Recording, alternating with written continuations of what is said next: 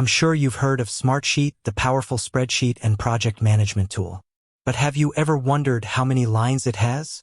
Smartsheet is a very versatile tool, and it can be used for a variety of purposes. But one thing that can be confusing is how many lines it has. In this video, I'm going to answer that question, and I'm also going to show you how to use Smartsheet to its full potential. So, how many lines are in a Smartsheet? The answer is, it depends.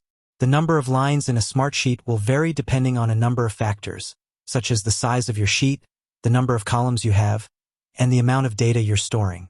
If you're interested in learning more about Smartsheet, then please stick around for the rest of this video.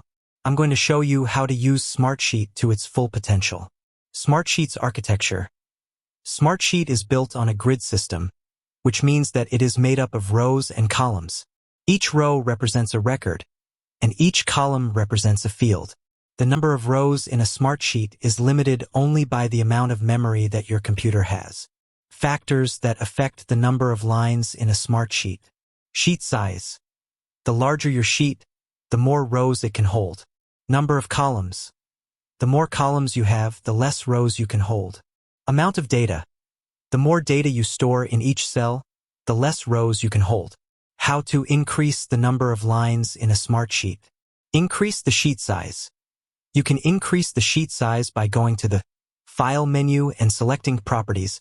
From there, you can increase the number of rows and columns. Decrease the number of columns. If you have a lot of columns that you don't need, you can delete them. This will free up space for more rows. Reduce the amount of data.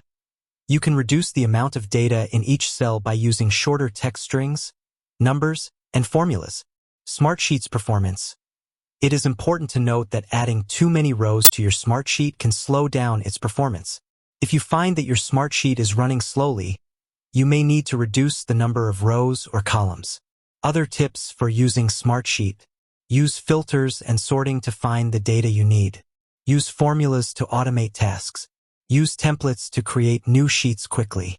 Share your sheets with other people. In this video, we learned how to determine the number of lines in a Smartsheet. We also learned how to increase the number of lines and how to use Smartsheet more efficiently. If you're new to Smartsheet, I encourage you to experiment with it and see how it can help you be more productive. Thank you for watching.